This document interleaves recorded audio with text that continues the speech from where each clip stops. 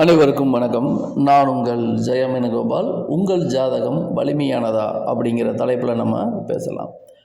ஒரு ஜாதகம் வலிமையா இல்லையா அப்படிங்கிறத எப்படி கண்டுபிடிக்கிறது அப்படின்னா, ஒரு ஜாதகத்தில் அடிப்படையாக நம்ம பார்க்க வேண்டிய விஷயங்கள், தலையாய விஷயங்கள் லக்னம் தான்.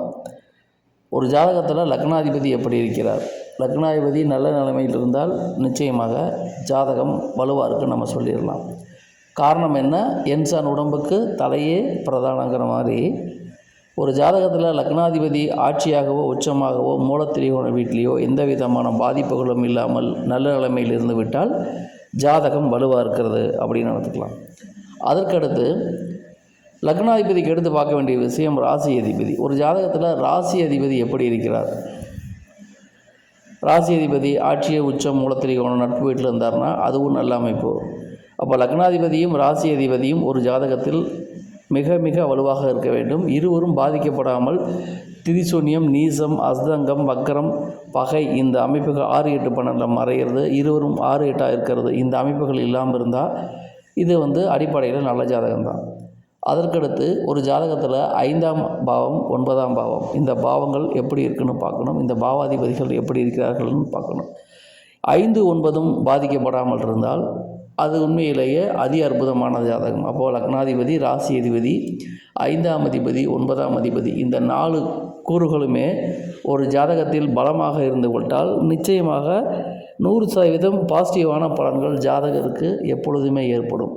இந்த 4 பேர் வந்துட்டாங்கன்னா மற்றபடி என்ன கிரக அமைகள் என்ன தசாபதி நடந்தாலும் ஜாதகரை பெரிதாக பாதிக்காது. காரணம் என்னென்னா அடிப்படை நல்லா இருக்குது. அப்போ ஒரு ஜாதக வலிமையாக இருக்குன்னா நம்ம இந்த 4 கூறுகளையும் முதலில் ஆராய்ந்து பார்க்க வேண்டும். இதற்கடுத்து எந்த பாவம் அதிக அஷ்டவர்க்க பரல் வாங்கியிருக்குன்னு பார்க்கணும்.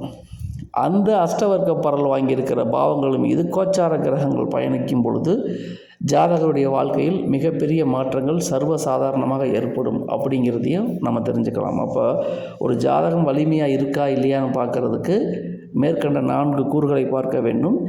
எப்போது நல்ல பலன் நடக்கும் அப்படிங்கிறதுக்கு கோச்சாரத்தில் அஷ்டவர்க்க பரல்கள் எந்த ராசி வாங்கியிருக்கிறதோ அந்த ராசியின் மேல் கோச்சார கிரகங்கள் பயணம் செய்யும் பொழுது நல்ல பலன்கள் கண்டிப்பாக ஏற்படும் அப்படிங்கிறத நம்ம புரிஞ்சுக்கலாம். அப்போ அடிப்படையில் இந்த விஷயங்கள்லாம் இருந்துச்சுன்னா அந்த ஜாதகம் உண்மையிலேயே வலுவான ஜாதகம் தான். 6, 8, 12 கிரகங்கள் இல்லாமல் இருந்து லக்னாதிபதி, ராசி அதிபதி, 5, 9 அதிபதிகள் நல்ல நிலைமையில் இருக்கும் பொழுது இந்த ஜாதகம் பிரமாதமான ஜாதகம் என்பதில் கொஞ்சம் கூட சந்தேகமே வேணாம். அதே மாதிரி அஷ்டவர்க்க பரல் எந்த ராசியில் அதிகமான பரல் வாங்கியிருக்கோ அந்த ராசியில் அதிகமான கிரகங்கள் பிறந்த கால ஜாதகத்திலே கிரகங்கள் இருப்பதுங்கிறது மிக மிக நல்ல பலன். எல்லாருக்கும் இந்த மாதிரி அமையும்னு கேட்டால் எல்லாருக்கும் இந்த மாதிரி அமையாது. ஆனால் இத்தனை சிறப்புகளையும் ஒரு ஜாதகம் வாங்கியிருந்தால் அந்த ஜாதகத்துக்கு மேலே வலிமையான ஜாதகம் எதுவுமே இல்லைன்னு சொல்லலாம். ஆக எல்லாருக்கும் இப்படி எல்லா ஃபேக்டரும் ஒத்துவர்னு சொல்ல முடியாது.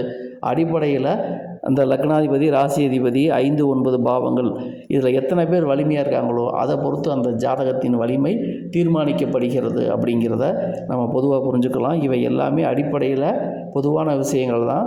தனிப்பட்ட ஜாதகத்தை பொறுத்து அதில் உள்ள கிரக அமைவுகளை பொறுத்து பலன்கள் வேறுபடும் என்ற அடிப்படை உண்மைகளை நாம் மறந்துவிடக்கூடாது. பொதுவான தகவல் என்பது வேறு, தனிப்பட்ட ஜாதகம் என்பது வேறு. ஒரு ஜாதகம் வலிமையாக இருந்தால் அது மிக மிக நல்ல பலன்களை ஒவ்வொரு தசாபுதியிலும் ஜாதகருக்கு கொடுக்கும் அப்படிங்கிறதான் இந்த பதிவின் மூலம் நாம் தெரிஞ்சுக்க வேண்டிய ஒரு சிறிய விஷயம். நன்றி, வணக்கம்.